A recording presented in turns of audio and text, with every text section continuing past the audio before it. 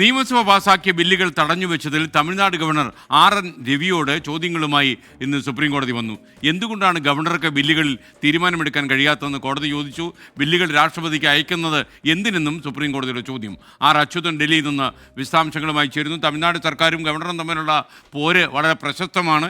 പോരിൻ്റെ ഭാഗമായിട്ടാണ് തീർച്ചയായിട്ടും അദ്ദേഹം ബില്ലുകൾ തടഞ്ഞുവെക്കുന്നത്, പതുക്കെ രാഷ്ട്രപതിയുടെ പരിഗണനയ്ക്ക് അയക്കുന്നതും. എന്തായാലും സുപ്രീം കോടതി ഇടപെട്ടിരിക്കുന്നു എന്ന് മനസ്സിലാകുന്നു. വിവരങ്ങൾ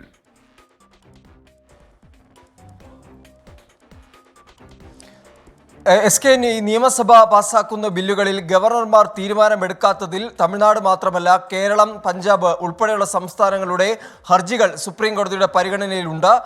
എന്തായാലും നിലവിൽ ഇന്ന് സുപ്രീം കോടതി പരിഗണിച്ചത് തമിഴ്നാട് സർക്കാരിൻ്റെ ഹർജിയാണ്. അത് 2020 മുതൽ 23 കാലയളവിൽ നിയമസഭ പാസാക്കിയ ബില്ലുകൾ ഗവർണർ തടഞ്ഞു വെച്ചതിനെതിരെ, ആർ.എൻ. രവി തടഞ്ഞു വെച്ചതിനെതിരെയായിരുന്നു തമിഴ്നാട് സർക്കാർ സുപ്രീം കോടതിയെ സമീപിച്ചത്. ആ ഹർജി ഇന്ന് സുപ്രീം കോടതി പരിഗണിച്ച ഘട്ടത്തിലാണ് ഈ ഗവർണർക്കെതിരെ ഇപ്പോൾ നിരവധി ചോദ്യങ്ങളുമായി സുപ്രീം കോടതി രംഗത്തെത്തിയത്. അതിൽ പ്രധാന നിരീക്ഷണം എന്നുള്ളത് ഈ നിഷ്ക്രിയത്വം കാണിക്കുന്നതിൽ ഒരു ആശങ്ക അത് സുപ്രീം കോടതി അറിയിക്കുകയുണ്ടായി. ഒപ്പം തന്നെ പറഞ്ഞത് എന്തുകൊണ്ടാണ് ഗവർണർക്ക് ഈ ബില്ലുകളിൽ തീരുമാനമെടുക്കാൻ കഴിയാത്തത്, ഈ ബില്ലുകൾ ഇങ്ങനെ തടഞ്ഞു വെക്കുന്നത് അത് മറ്റാരെയുമല്ല ജനങ്ങളെയാണ് ബാധിക്കുന്നതെന്നും കോടതി നിരീക്ഷിച്ചു.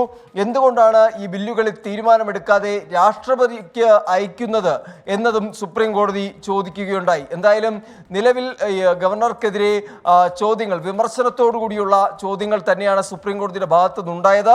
ഈ ഹർജി, അതായത് തമിഴ്നാട് സർക്കാരിൻ്റെ നൽകിയ ഈ ഹർജി വ്യാഴാഴ്ച വീണ്ടും പരിഗണിക്കുന്നുണ്ട്. SK. Thank you. ആർ. അച്യുതനാണ് വിവരങ്ങൾ നൽകിയത്. എന്തായാലും തിരഞ്ഞെടുക്കപ്പെടുന്ന ഒരു സർക്കാർ നിയമസഭ പാസാക്കി അയക്കുന്ന ബില്ലുകൾ ഗവർണർ തടഞ്ഞു വയ്ക്കുന്നതിലുള്ള അസന്തുഷ്ടി കോടതിയുടെ ചോദ്യത്തിൽ പ്രകടമായിരുന്നു. എന്തായാലും അടുത്ത വ്യാഴാഴ്ച കുറിച്ച് കൂടുതൽ കാര്യങ്ങൾ നമുക്ക് ഈ കാര്യത്തിൽ അറിയാം.